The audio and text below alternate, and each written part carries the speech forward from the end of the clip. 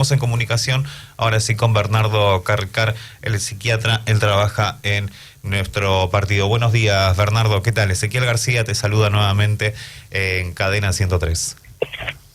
Buen día, Ezequiel, ¿cómo estás? Bien, recién justo terminé de hablar con Ramiro Borsi y hablamos un poco sobre salud mental, sobre la implementación de la ley. En su momento nosotros hemos hablado ya de este tema con vos, pero lamentablemente este tema se vuelve a poner en agenda cuando les toca a personas famosas únicamente, y nos estamos olvidando tal vez de las personas más vulnerables que hay en la sociedad, ¿no?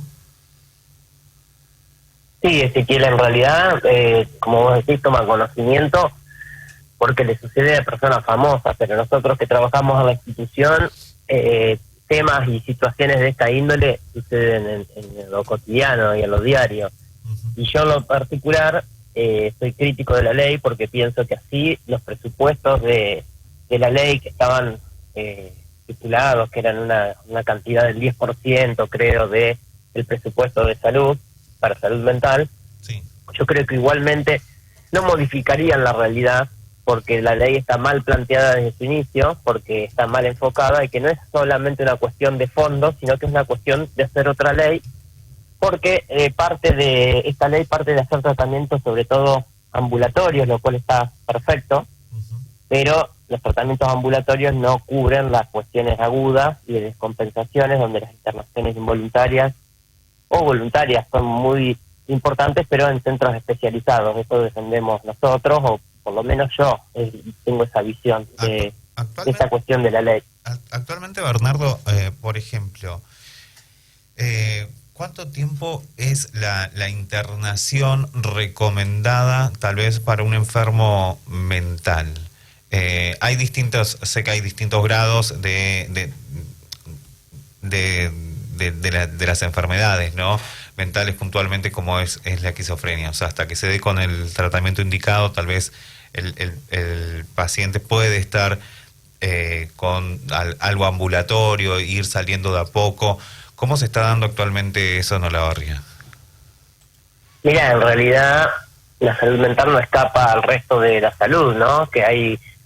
Nosotros tenemos diferentes niveles de, como vos decías, de gravedad y de deterioro o afectación en una persona. Por lo tanto, uno puede tener, para hacer una analogía, desde una angina hasta una neumonía hasta un cáncer. Entonces, en base a eso son diferentes pronósticos y diferentes tratamientos y asistencias. Pero lo más a lo que apuntás vos, que cuántos días en promedio está internado una persona, y alrededor de 25 a 30 días, por ejemplo, para estabilizarse, y después se externa, ¿sí?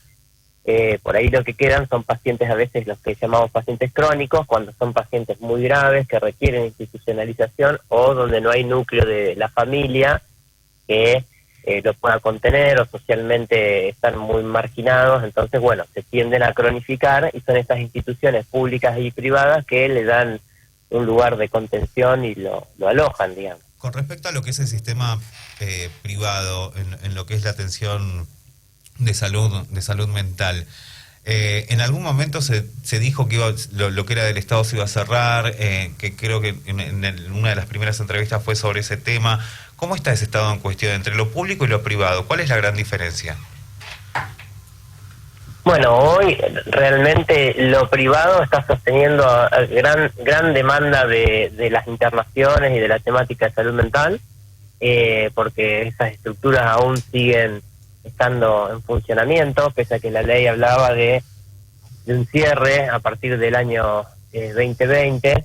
Bueno, lo que se ha planteado ahora es un plan de readecuación de estas instituciones, porque la ley, y ahí está uno de los puntos que para mí es casi una contraestigmatización que ha logrado la ley, porque lo que pretende cerrar centros especializados, ¿sí? Como que las internaciones deberían ser solo internaciones en hospitales generales, pero todos sabemos que en el hospital general también el paciente psiquiátrico va a terminar siendo asistido en un ala específica por sus características, o sea que también va a seguir siendo segregado a una parte, claro, y segregado a una parte del hospital, pero no por una cuestión de estigma, sino por una cuestión de la naturaleza de la enfermedad. si un paciente grita, está agitado, deambula, necesita fumar o necesita hacer actividades, no podés tenerlo en una internación donde una persona tiene que estar acostada, en tranquilidad, sedada, por ejemplo, no sé, un paciente cardiópata, un paciente terminal con un cuadro oncológico.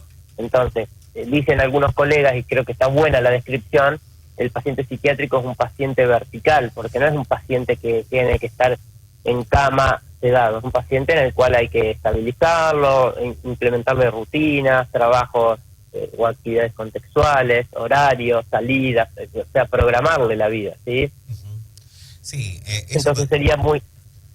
Sí. No, que escuchando lo que vos estás diciendo, implica lo que es el estadio del tratamiento también por parte de los pacientes. Y también otra de las cuestiones, que es algo que se critica mucho, tiene que ver con el tema de la internación. Si el paciente no se quiere internar, en el caso, pongamos, de adicciones, donde es muy complicado, ¿cómo son las instancias a seguir para poder judicializar a una persona que estamos viendo que está haciendo percha la vida por el consumo de marihuana, cocaína u otros estupefacientes? Sí, Ezequiel, en realidad, en esto, para ser justos, la ley tiene y expresa claramente la internación involuntaria, y de hecho nosotros trabajamos sobre ese punto en la institución y no hemos tenido problema para realizar internaciones involuntarias, y hemos tenido el apoyo incluso, porque lo debemos hacer así, informarlo a los jueces de los juzgados de familia, sí. Y en general también trabajan un poco en la dirección nuestra apoyando estas internaciones. O sea que la ley permite la internación. Lo que sucede es que tiene tanta carga ideológica la ley, y parte, por ejemplo, te doy un ejemplo de los que me acuerdo, pero parte de la ley dice que el psiquiatra no debe utilizar la medicación como un método de tortura. Entonces, bueno, ya tiene una gran carga ideológica respecto a el actuar de los psiquiatras, ¿no? Porque a nadie se le ocurriría decir que el cirujano no tiene que usar el cuchillo como para lastimar al paciente, porque es de sentido común que si no cometería un delito, ¿no? Entonces, y la ley habla de, bueno, como última instancia la internación, tiene una gran carga y un peso ideológico, con lo cual lo que termina sucediendo es que los equipos de salud prefieren a veces incurrir en el abandono de persona antes de en una restricción ilegítima de la libertad. Y eso empieza a suceder en todos lados, por eso se da vueltas para la internación, o se prefiere no internar, porque la ley es muy dura y está muy señalado quién realiza la internación involuntaria y por qué tiene que dar respuestas, que está muy bien, porque hay que informar al juez para que sea una seguridad para el paciente, ¿no? Pero en la práctica estamos viendo que no se internan los pacientes. En general, en el sistema público, el paciente no se interna. Aproximadamente, digamos, no, en el sistema público no se van a internar tampoco, pero cuando llegamos, intento llevar a lo que vos me estás diciendo. ¿Esto es la judicialización de un paciente, lo que me estás explicando? Claro, lo que pasa que antes podría ir la familia al juzgado y determinar y pedir una internación judicial, y el juez podía decidir una internación compulsiva, digamos. Lo que hizo la ley en este caso, modificó y puso, eso yo no lo veo mal, puso en el equipo de salud la responsabilidad de la internación, y es el equipo de salud quien decide si una persona tiene riesgo cierto inminente, decide la internación involuntaria, y tiene la obligación dentro de las 10 horas de avisarle al juez para que haya un juez que esté observando esa situación de que sea justa o no y de cuánto tiempo va a estar internada esa persona, digamos. El riesgo lo determinamos nosotros los profesionales de salud, pero tenemos que informarle al juez. Sí. Y el juez es el que nos da la legalidad de la internación. Pero en realidad la internación sucede antes de la orden del juez, ¿entiendes? Bien. Tenía Debería. Con respecto pero por el respecto al tema de la judicialización, ¿no? Porque tal vez, digamos, o sea, no es destruir la ley al 100%, sino ver qué políticas públicas están activadas en la República Argentina para poder llevar a cabo esta ley, ¿no? Claro, yo en eso soy más extremo, porque, digo, yo soy de los que piensa que habría que derogar la ley y hacer una nueva desde un consenso, y que surja desde un lugar donde estén los equipos de trabajo. De todas las partes, claro, porque seguramente se podrían modificar algunos puntos muy particulares, sí, es cierto, pero la verdad que una ley que tiene esa carga ideológica y que tiene mal entendida esta cuestión de derechos humanos de los pacientes y que tiene una carga ideológica contra el médico psiquiatra, nosotros decimos los psiquiatras que es una ley antipsiquiátrica, que era una moda de los 70 y toda una postura filosófica y antropológica respecto a la psiquiatría, que es interesante estudiarla y observarla porque ha aportado muchas cosas que son positivas, pero bueno, también es algo muy teórico y muy intelectual, pero en la práctica del día a día la realidad es otra.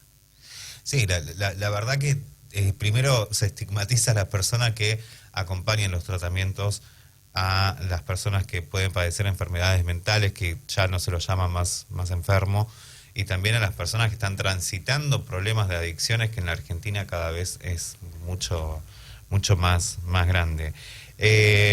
Bernardo, desde las organizaciones que componen a los psiquiatras o padres que estén en la lucha de modificación de la ley, ¿va a haber algún debate abierto a la sociedad? ¿Algún foro hay? ¿Algún blog? Mira, eso no que yo conozca no hay abierto a la sociedad. Sí se están haciendo unas jornadas de salud mental en el Senado de la Nación, creo que van a ser alrededor de 5 y van por la segunda. Se va convocando a diferentes sectores y diferentes personas que están involucradas en la salud mental, desde familiares, profesionales, pro ley, anti ley, bueno, para generar indudablemente alguna modificación o algo hay que generar, porque no está funcionando y justamente la ley apunta a, si fuera por la ejecución de la ley, a cerrar los centros especializados de asistencia. Entonces, indudablemente la ley no funciona, porque si no, no estaríamos hablando de ella, y porque está impidiendo el normal desarrollo de las internaciones y de la asistencia. Nosotros estamos trabajando en una institución donde la ley dice que ya deberíamos estar cerrados, donde nos indica que vamos a cerrar en unos años, y sin embargo nos mandan pacientes de todos lados y asistimos todo el tiempo y trabajamos más que nunca. Entonces hay un contrasentido y una presión en esa, hasta una cuestión de responsabilidad legal, porque si la ley dice que ya deberíamos estar cerrados, nosotros estamos trabajando aún, uno se pregunta qué sucede, si sucedieron siniestros, los seguros cubrirían, etcétera. Hay una serie de incertidumbres que hacen que uno trabaje con un cierto nivel de ansiedad, de crispación, de inquietud por la incertidumbre, ¿no? Obviamente de miedo, porque no sabes si claro, en un año vas a seguir trabajando, porque no solamente en un lugar de internación trabajan los psiquiatras, tenés todo un equipo detrás, tenés desde la persona que limpia, la enfermera, tenés, hay distintos agentes que acompañan y que componen un equipo, ¿no? Eso que vos decís, imagínate, esto es el ejemplo típico, por ejemplo, de estar integrado en la comunidad. Fíjate, si no está integrado en la comunidad la clínica, que está en pleno centro, que los pacientes van al kiosco de la esquina, que vienen las familias, que genera trabajo para proveedores, para mantenimiento, enfermeros, mucamas, profesionales, musicoterapeuta, cocineros, psicólogos, terapista ocupacional, profe de educación física. Entonces, ¿qué más insertado en la comunidad se podría estar que eso en una institución que después tiene un dispositivo que se llama módulo de integración comunitaria, que es una casa casi autogestionada por los pacientes, son una casa con 7 camas, y ahora estamos por inaugurar un hospital de día con policonsultorio. ¿Cómo para qué? Para tener esa continuidad de asistencia donde el paciente que requiere una internación está internado, pero después tiene la posibilidad de concurrir al hospital de día, o si tiene cuestiones sociales, ir a esta casa. Nosotros los pacientes le dicen la casita, porque realmente es una casa, es un chalet, donde casi la autogestionan ellos, tienen un supervisor, y cada paciente es asistido en diferente instancia. Entonces, ¿qué más integrado a la comunidad que eso? Digamos, casi que es imposible, ¿no?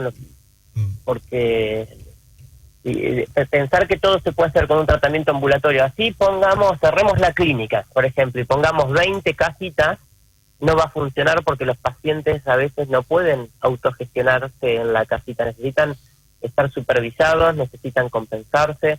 no hay pacientes muy graves en salud mental, no es, No es generalmente, fácil, ¿no?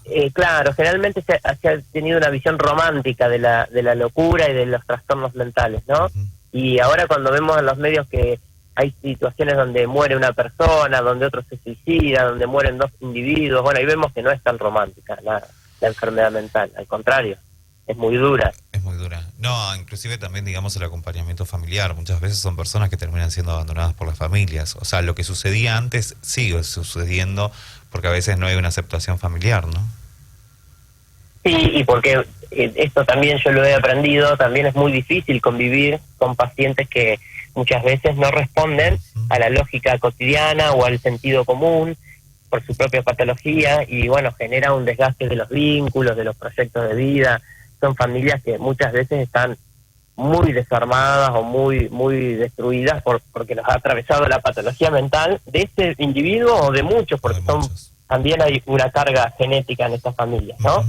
Sí, también, digamos, vos estabas hablando y de repente me haces acordar cuando estudié Alzheimer, por ejemplo, que tal vez a veces Ajá. uno pudo convivir con una persona con Alzheimer. En algunos casos no llegan a la demencia senil, pero en su mayoría sí. Entonces, primero hay que aceptar la enfermedad, aceptar al paciente, aceptar que está enfermo, buscar a alguien que acompañe y toda la carga burocrática, ¿no? Y a veces las personas porque trabajan, porque estudian y no pueden dedicarse al 100% de estas personas, las terminan llevando tal vez a un hogar de adultos, una residencia de adultos mayores. Pero también hay que tener en cuenta que tenemos que ver qué medidas preventivas tenemos, ¿no?, para atender estos casos. Y la verdad que lo de la casita me sorprendiste, no sabía que existía acá en La Barría, sabía que estaba el centro, en el centro de atención para enfermedades mentales, que está ahí, creo, cerca de la Necochea, si no me equivoco. Pero lo de la casita lo veo como un aspecto muy positivo, porque hay personas que quedaron prácticamente solas en este mundo. Claro, pero vos fíjate, si bien se llama módulo de integración comunitaria, vos fíjate que si bien a todos nos simpatiza mucho este módulo, fíjate que la realidad es, nuestra experiencia, es que es una asistencia muy limitada. ¿Por qué muy limitada? ¿A qué me refiero? Porque el paciente que en general tiene la capacidad de autogestionarse, Sí. tiene una familia más continente, tiene su casa, se va a su casa, digamos. Entonces, eso propone la ley, está perfecto. Nosotros la pusimos a este dispositivo, y es un dispositivo que nos gusta y nos gusta mucho, pero no es masivo, no da una asistencia masiva o no es una asistencia de urgencia, ¿se entiende? Eh, lo que quiero decir con esto es que es un buen dispositivo, pero que es un dispositivo limitado en cuanto a la población que nosotros tratamos, porque a veces tenemos que elegir los pacientes que están en condiciones para asistir y no los podemos enviar por sus características y sus trastornos, ¿sí? ¿Por qué? Porque el paciente que está muy bien tiene una familia que lo contiene y se va a su casa, o porque los pacientes graves necesitan otro tipo de asistencia, de mayor nivel de supervisación y no tienen esa autonomía. Uh-huh. Entonces, digamos que yo creo que lo que se es, en general, lo que se ha propuesto a partir de quienes crearon la ley, una visión, si se quiere, romántica de la enfermedad, o de una intención de posibilidades que el paciente no tiene. ¿Por qué parten del desconocimiento? Seguramente quienes la sancionaron leyeron y tienen un nivel intelectual, pero no tienen el contacto con la práctica y con la realidad, que es mucho más dura. Te hago este ejemplo, por ejemplo. Sí. ¿Por qué no existen geriátricos que sean así cool, divertidos, donde los pacientes jueguen a las cartas y esté todo bárbaro, como nos venden en la televisión? Porque la población a tratar es una población que se está deteriorando, que sufre más enfermedades por su edad, que es difícil sostener características que no tienen que ver con lo que uno está tratando. Por eso no hay geriátricos que tengan viejos jugando al tenis, digamos, ¿sí? ¿Por qué no pueden jugar al tenis? Porque usan pañales, porque están enfermos, porque están perdidos, porque están desorientados, y por eso nos afectan tanto y nos dan tristeza, pero porque es una etapa de la vida donde que hay que asistirla y uno la podría negar, pero la realidad se impone. Uh-huh. Sí, eso termina cierto. Eso es lo cierto, ¿no? De las casas de adultos mayores. Bernardo, se me acaba el tiempo de programa. La verdad que con vos podemos hablar de todo como venimos hablando. Muchísimas gracias por esta aclaración y por este pedido de modificación, de hacer una nueva ley porque se está necesitando y porque la sociedad la necesita. Sí, y hace muchos años que venimos con esto, así que uno se siente en cierta manera también comprometido, responsable y abierto a generar cosas nuevas, ¿no? Así que muchas gracias por llamarme vos. No hay de qué, y te vamos a seguir convocando. La verdad que hay muchos temas para seguir tratando y hay dispositivos de salud que hay que seguir trabajando y con los que hay que seguir trabajando y no cerrarlos. Muchísimas gracias, Bernardo, que tengas buen día. Buen día. Hasta luego. Así dialogábamos con el psiquiatra Bernardo Carricar. Hablamos un poco sobre el eje del debate de la ley de salud mental. Hablamos en la última parte sobre los dispositivos que hay en la ciudad, sobre cómo se está trabajando, qué es lo que está pasando realmente, y desde el ámbito de su trabajo nos contó una realidad completamente distinta.